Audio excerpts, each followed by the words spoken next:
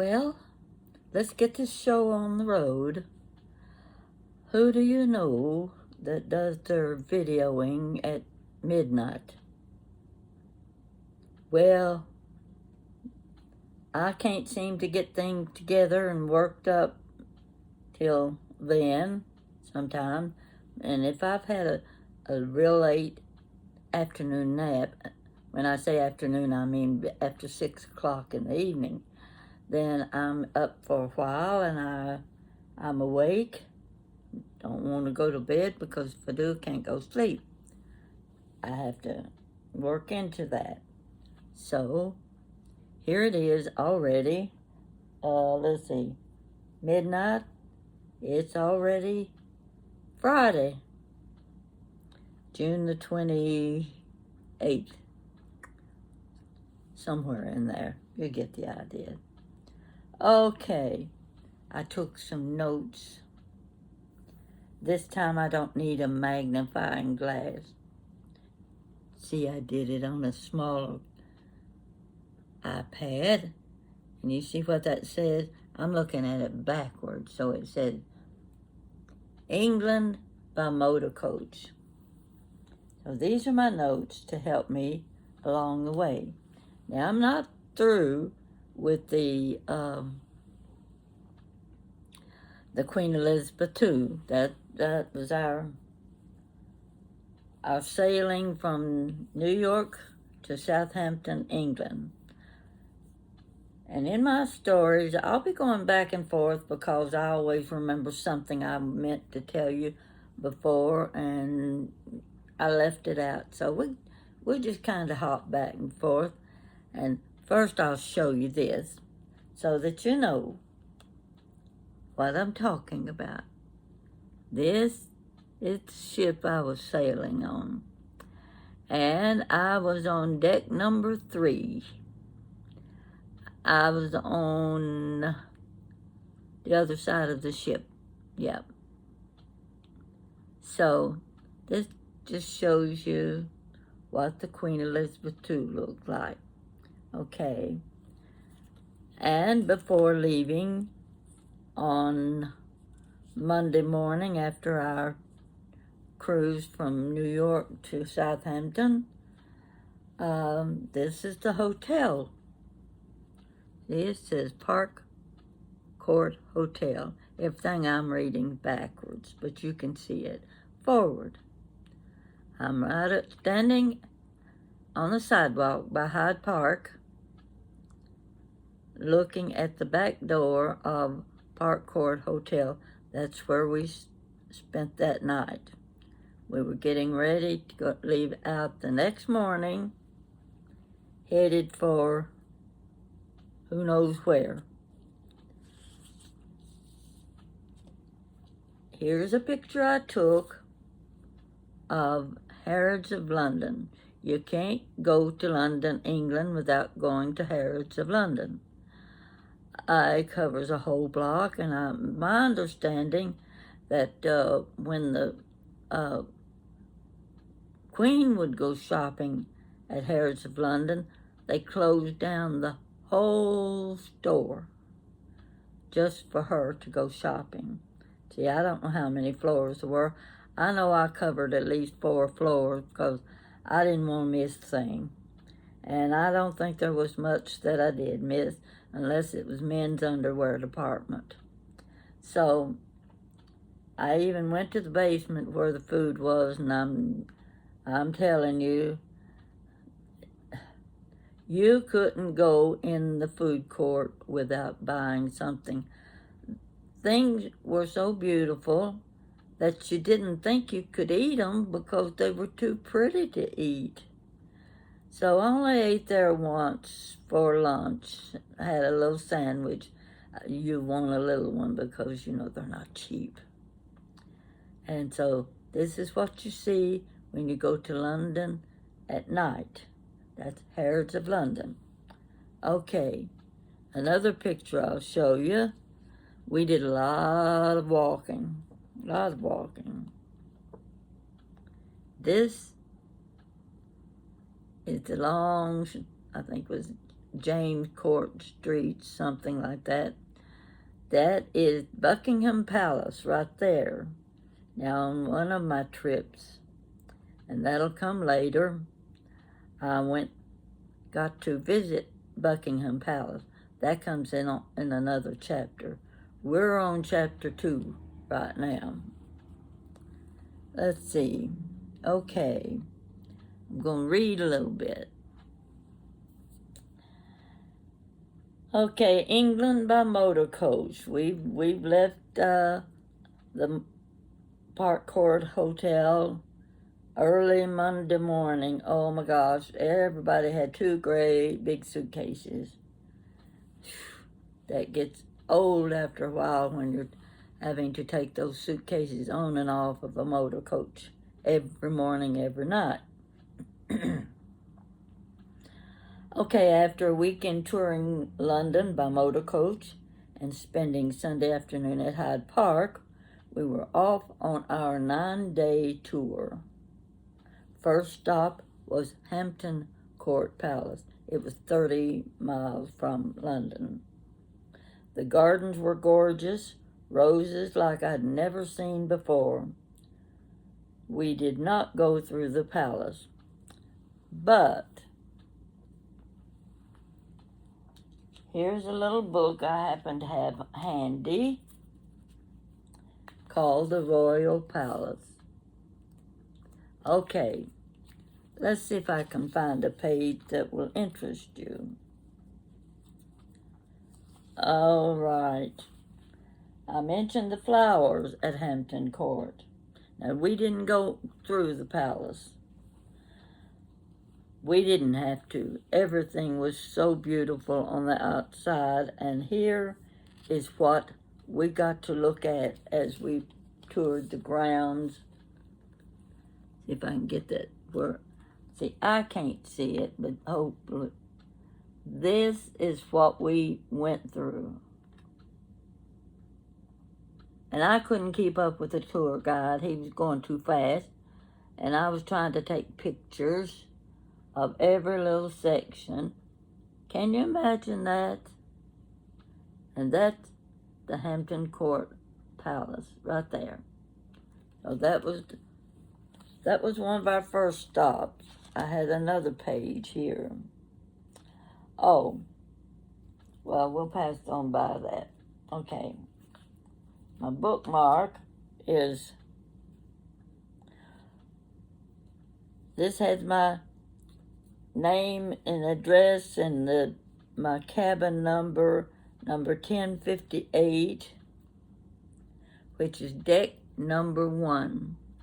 That's just one of my trips. I don't know which trip that was, but anyway, that's the Queen Elizabeth II. These were always hanging on your door. Okay, let's see where I want to go next. We're headed for Salisbury Cathedral. Everybody's seen pictures of that cathedral. You know it, that got that real tall steeple that you can see from miles away. While most of the members on the motor coach went to the cathedral, my sister and I walked down Salisbury Main Street. It was morning breakfast hour, and we stopped in, believe it or not, we had breakfast at a McDonald's. I never thought I would do that, but I did. And it was a delightful little place because they were all British, and you get to listen to their accents. I think they have a beautiful accent. And we saw the little children, and the children are gorgeous children.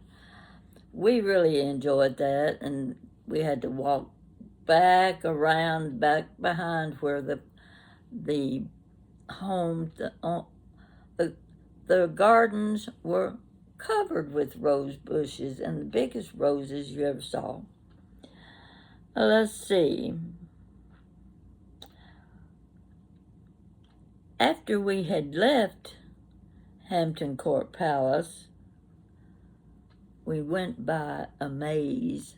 Have you ever been through a maze? What was that movie with Jack Lemmon? Remember the maze they went through? Okay, well, this one was not like that in the movie. Anyway, I went through a shop that had nothing but candelabras and chandeliers. They were the most beautiful things I had ever seen. And I found one that I said, oh, if only I could take that home with me. Never have I seen chandeliers in the United States like those that were in that one little shop. You know, you can dream all you want to, but you're not taking it home with you. So we go from Salisbury Cathedral, and the motor coach takes us into Bath. Bath is where they have the,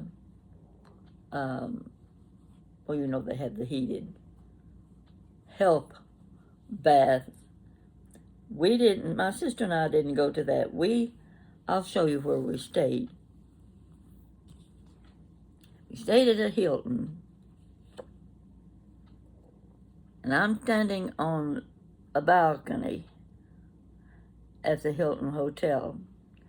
And little did I know that this picture I was taking was a picture of Pulteney Bridge. Everybody's heard of Pulteney Bridge at Bath, England, and I didn't even know I was taking the picture. Now you see these buildings on this side, they go up and up and up a hill. And you can see there's 3 and 4 levels. I could stand on that balcony and I could look over through the windows at night when they had their lights on. I could see from room to room. I could watch the lady walking from the dining room into the kitchen, into the living room. And I looked and I thought, do they realize that people standing on the balcony at the Hilton Hotel can watch them move around in their homes? And it was so clear and so plain. But anyway, I wanted you to see what the Pulteney Bridge looked like. And we didn't get there. It was rainy and rainy and rainy. So we decided we stayed close to the hotel. And we were just there for one night. And we had to leave the next morning. Okay. We're headed for Stow-on-the-Wold. They're those little villages, Stratford. At Stratford, you have the Anne Hathaway House, Shakespeare's birthplace. Now, I have to tell a little story about that. We were given instructions that when we stopped with the coach, they led us out of the coach and we could walk around. We had a limited amount of time we could spend touring and shopping. You had to be back at the coach at a certain time. If you were more than 10 minutes late getting back to the coach, they left without you. In other words, they said, you're not here on time, you catch the next coach coming through. Well, I got that message. I sure was not going to be late. All right, it had rained a little bit. It was sprinkling, had my umbrella. Now, we're going through the gardens at Anne Hathaway. And the house, I'll show you this picture. This is me walking through the garden. And over here is the Anne Hathaway house. And there's a group of people with umbrellas. All I could see was umbrellas. and somebody's up on the porch and they're giving all of the instructions and everything about the Anne Hathaway House and Shakespeare. So one of the ladies with me, we were the two with the video cameras. Nobody else had video cameras except us. So we were taking our pictures, lots of pictures of the beautiful flowers, and we walked back, and I'm standing on a porch behind all of these umbrellas taking pictures. And I figure, most of those people with their umbrellas are from my coach. I looked around and the new friend I had made, she wasn't there, and I thought, well, I don't see anybody I recognize. And suddenly it hit me. These people holding these umbrellas are not from my group. I didn't see a soul I recognized. Oh my gosh. The coach is going to be gone. I'm late. I started running. I was a nervous wreck because I didn't even have my purse with me. No money, no nothing. All I had was a video camera. What was I going to do? I was running. I was shaking like a leaf because I knew I'd missed that 10 minutes over because I didn't carry a watch or a clock or anything like that. So I didn't know what time it was, but I knew I was late because there wasn't a soul around I recognized. And I got about halfway to where the coach was parked, and I ran into the tour guide. And I started apologizing like crazy, and he just grinning from ear to ear. I said, oh, I was so scared you were going to go off and leave me. And he was very nice about it. I said, I thought those people with those umbrellas was our group. I didn't know it was somebody else. And he didn't lecture me about it or anything. He knew it was an honest mistake I'd made. But I got back on the coach and sat down in the seat beside my sister, and she opened her mouth and she started to preach, and I pointed my finger in her face and I said, don't you say another word. And she didn't. So I can tell you this, I was not late getting to the coach after that. Okay, got to go through the Shakespeare House, and do you know those ceilings in those houses were only about 7 feet high? Well, that sounds tall until you walk in and you look up and you can reach up and touch the ceiling. And I thought, I never realized these cabins were so small and the ceilings so low, and it's kind of eerie, when you think you're in such close quarters as that. Okay. We finished that trip and we go on into Wales. Llangollen, Wales. Llangollen is spelled Llangollen.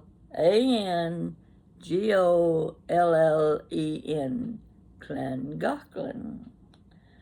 One of their residents there, I had a hard time understanding his accent, but he explained how to pronounce the word, and I said, that's one I won't forget. We stopped there for the afternoon and night, and we were staying at the Hand Hotel. Now that hotel, I think, was about 300 years old. When you went inside, it had that musty smell like, you know how the old mohair couches and chairs used to get that musty smell, like of dampness, whatever. Well, the big open lobby was like that, and you could tell everything was old. And there we were with our big pieces of luggage. Everybody had to carry their own. They didn't get any help from anybody. And the hotel was only 3 stories high. My sister and I had to carry our own luggage up 3 flights of stairs. They were double flights. That's not easy to do because we had a lot of stuff in our luggage. So the next day we get out. Well, first, the hotel had chenille bedspreads. You remember what your grandmother used to have on her beds? Chenille bedspread.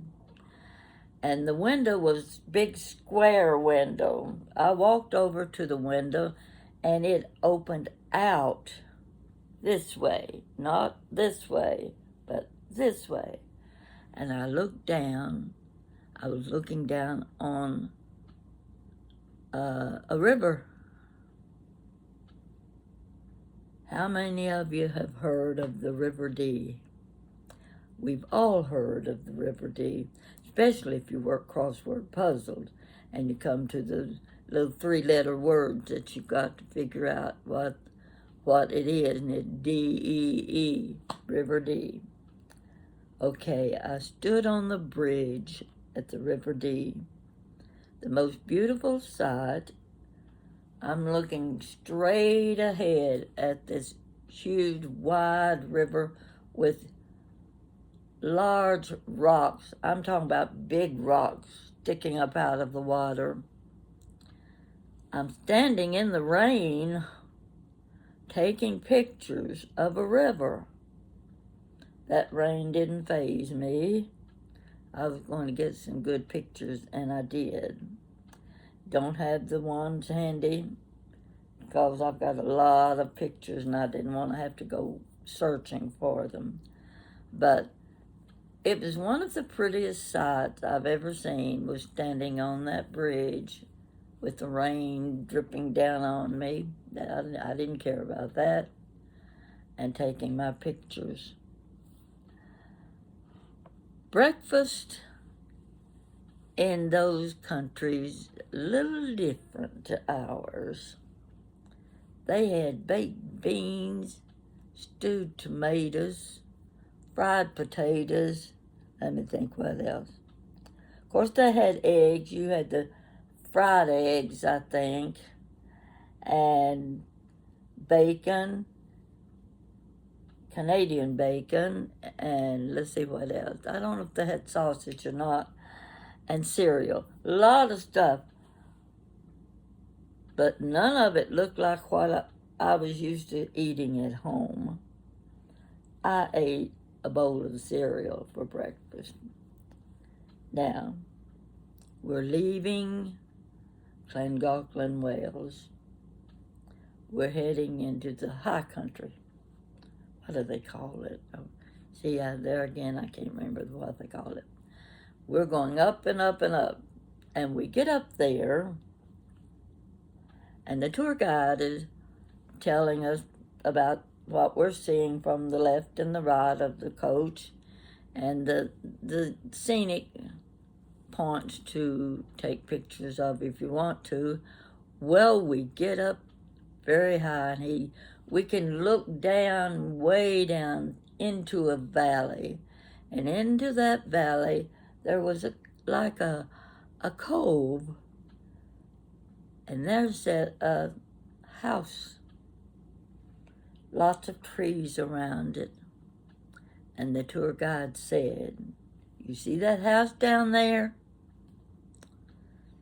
That's where John Lennon grew up. That's where John Lennon lived." Oh my gosh, my camera's up in the luggage section, and we weren't allowed to get out of our seats on the coach. When you got on the coach, you stayed in your seats. And there were 2 cameras up there, and I didn't get to take a picture of John Lennon's house. Well, you know how your teenage kids are nowadays, how important little things like that are. Well, that was important to me too. And all I could say, oh, I didn't get, all I've got is what I remember seeing John Lennon's house. Now, that's as far as I got with my notes for this part of the trip.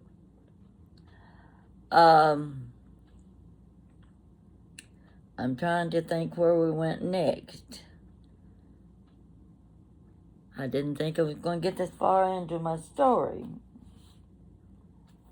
but I did, didn't I? I'll go back. I'm going to go back to London. This is what we did over the weekend while we were in London. You see this? The crown jewels. You have to go to the Tower of London. Always go to the Tower of London when you go to England, and go to London, England. And this was on another trip that we got the tour by one of the, what they call them, beefeaters? Yeah, beefeaters in uniform. And we happened to have one. I was with friends who had a friend who was a beefeater, and he gave us a personal tour of the Tower of London. Now, one of the things we saw was a square. There were a group of what looked like apartment buildings, like in an L shape. And we were told that's where they housed the queens before they were beheaded. You remember, some of the queens were beheaded, Queen Anne, and I don't remember the others. You know who they were. You know your history better than I do. And you could look up and they would point to the certain windows and say this is where they were housed for several weeks or months or whatever before they were beheaded. And we were sitting in a, I don't know if it was a church, what it was, but we could look out onto the square. When I say square, I'm not talking like a shopping center. I'm talking about like a 12-foot square, blocks arranged. And in the center of that square was where they would take the queens, and that's where they were beheaded. Now, that wasn't an easy thing for me to look at. It was a little hard to imagine these ladies waiting day after day, knowing what their fate was going to be. I'm glad it was back then and not today. I don't know which is worse. So, anyway, we also got to the Tower of London. Do you know how many steps there are? Thank goodness I wasn't 89 years old going up those steps. Went up circular all the way. I think there were 100 steps you had to climb to get to the second and third level. And you got to see lots of armor and things, and their bathroom. We walked over to a doorway, and all there was a little small room, and you're looking at a square window, and underneath that window was what you would call the toilets.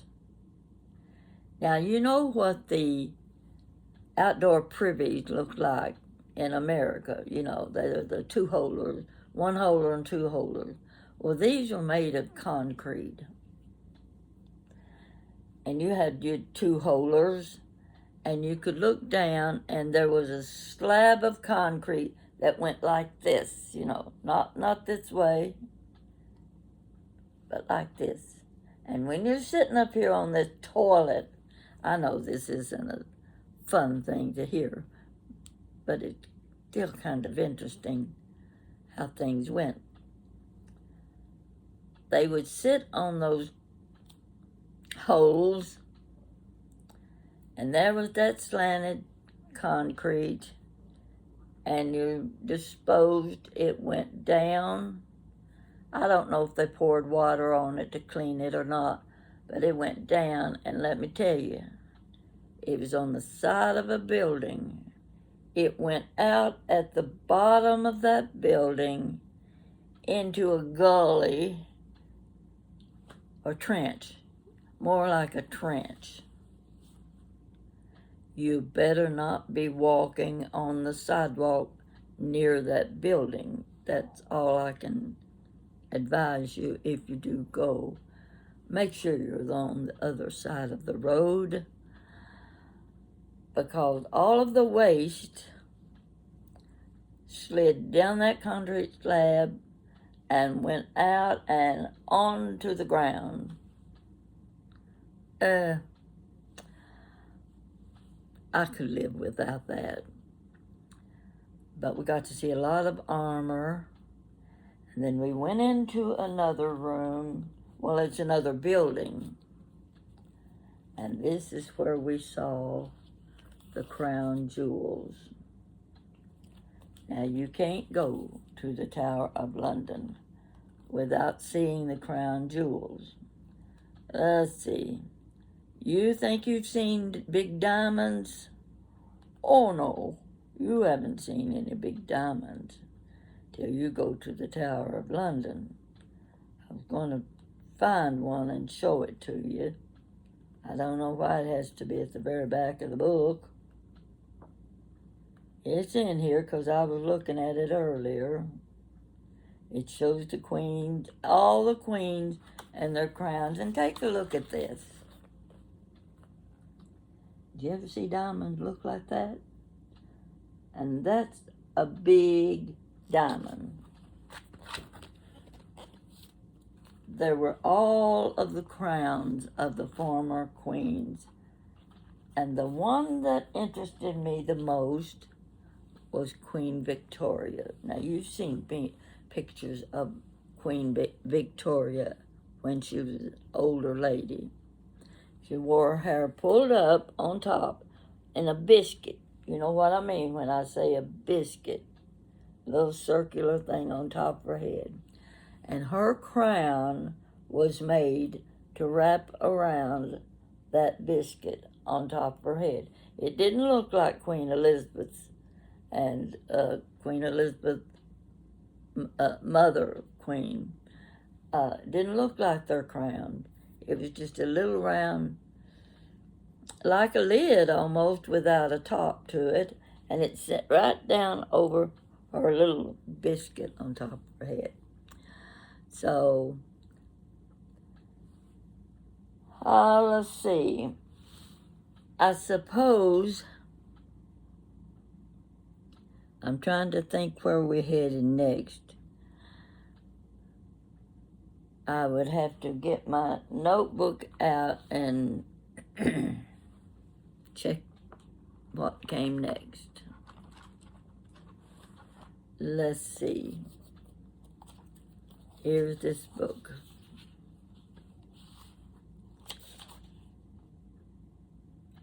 Okay. I'm going to see what our next stop was. Chester, England. We went through the cathedral there. That's where we did a little money exchanging because we didn't have enough of the British money. We had to change our dollars.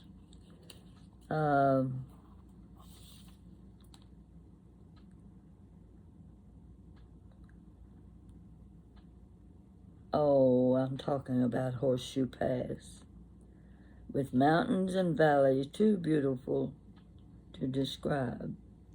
And right in the corner of a deep curve was a small cottage surrounded by trees and flower beds. It had once been the home of John Lennon. Yes.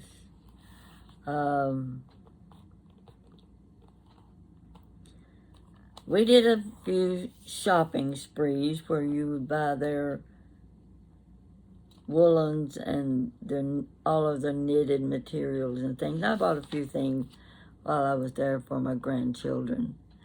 And the next stop was Grasmere, Scotland. Was Grasmere, Scotland or England? Okay, you know where I'm talking about. It's what they call the home of Beatrix Potter.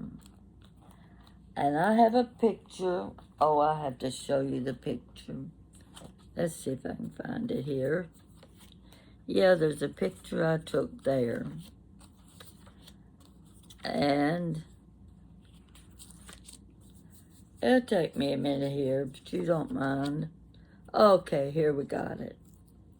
We're coming down the hill, long slope in the motor coach. And on the sides of the road, you could see the houses. Some of them were two-story houses. And they all had big window boxes of flowers. And those flowers just draped down the sides of the houses. The hillsides were covered with stone fences as far as you could see. I'd never seen anything like it in my life. So many, they crossed over back and forth. It was unbelievable to me, and somewhere I had pictures of that too. But as we came into Grasmere, this is the kind of picture. This is what we were looking at. See the black-faced sheep? And you see over here, this is up the hillsides. See how big those houses are? That was Grasmere. We went into the little village. I bought a few things, and that's where I had fish and chips for lunch. I'd never had fish and chips like that. And they took a plastic glove, and they dipped in, grabbed those chips up and put them in your tray. Oh, you've never eaten fish and chips like you would if you were in Grasmere, Scotland or England. Now, okay, let's see what else. I don't know if there's anything else I want to cover on this portion because we'll be going into Scotland next. And we stopped at Stirling Castle. We're down here on the road, and Stirling Castle is up there on top of that cliff. We didn't even try to go up there. So I took pictures of that. And I got, let me think if it was, I'm trying to think of the lake. Prettiest scene I'd ever seen. The swans were out. Oh, they were just beautiful. Now, this was taking us into Glasgow, Scotland. We didn't do anything in Glasgow. We were just there to spend the night, get up the next morning, out and gone. By 8 o'clock in the morning, we're headed on into Edinburgh, Scotland. Well, I don't have to tell you about that. I did have a picture of Queen Elizabeth taken in one of the rooms where they had all of the armor and everything. And my sister and I, we stayed in a beautiful little hotel. And we went into the downtown that evening. There was another store like Harrods of London, but it had a different name. I'd have to look it up. Expensive store. And while we're shopping and looking, of course, we weren't going to buy anything. We couldn't afford it. The lady that we had met, she had been an international model at one time. There's a whole story about her, and I've already done that story about her and her husband, who they were, and they were from California, and I got the whole history of them. I didn't know when I was with them who they were, how important they were, and I was dumbfounded when I found out who I was running around with in England and Scotland. So we were in the store looking, and she pulled out one of the kilts. She's looking at it, and she checked the label, and she says, "Oh, I know them. I used to work for him, a designer." She worked for that designer. She was an international model at one time. I'll have a whole story on her. Her name was Helga.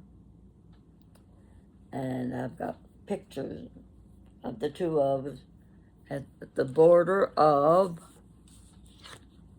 oh, you gotta see this. Well, you can recognize one of them, I know. We're at the border of England and Scotland. And one of these people are there as the coaches come through playing all day long, all in uniform. So I got a few pictures standing at the border of England and Scotland. Not a very clear picture, but it was a really windy day that day. So I'm going to stop there because I'm going to go into,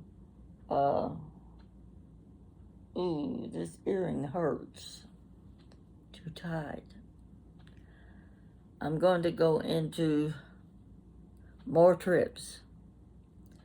And the thing about it is, I get my trips confused because sometimes we would fly from New York into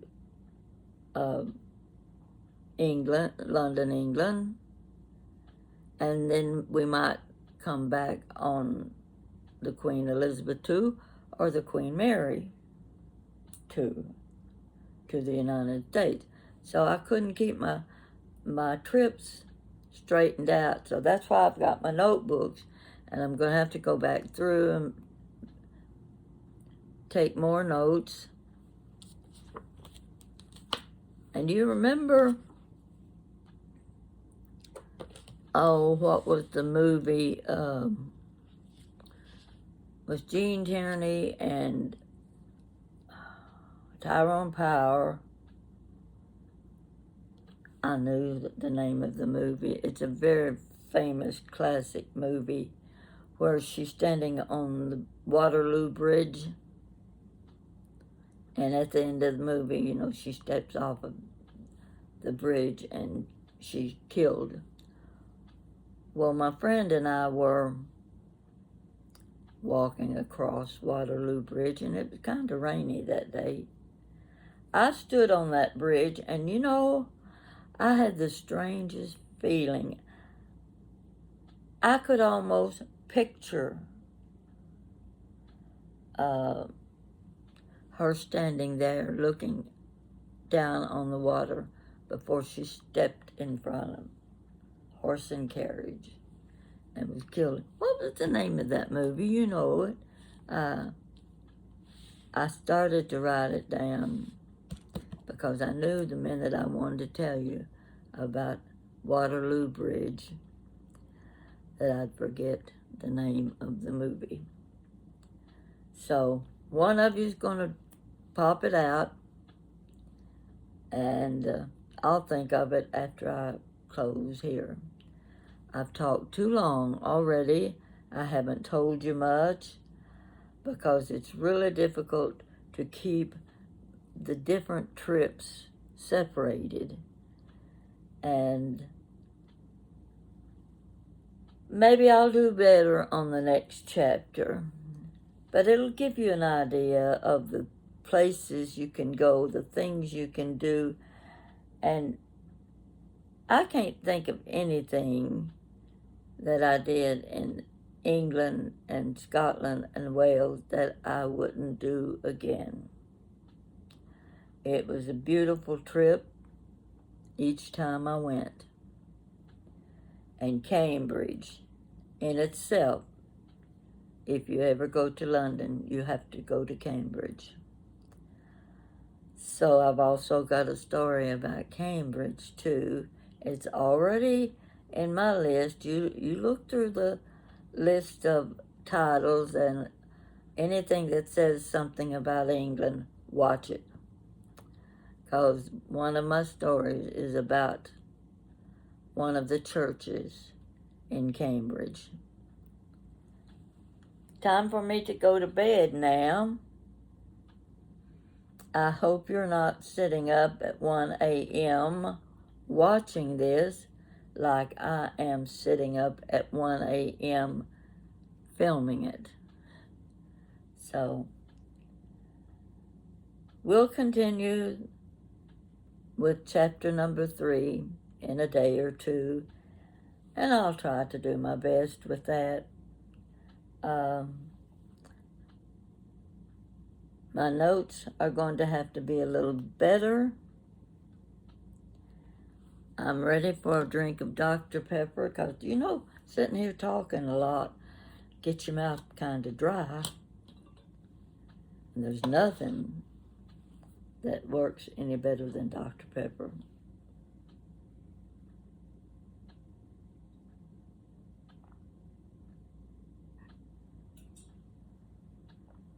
Okay, that took care of that. You have a good night, and I'll be talking to you later. Thank you.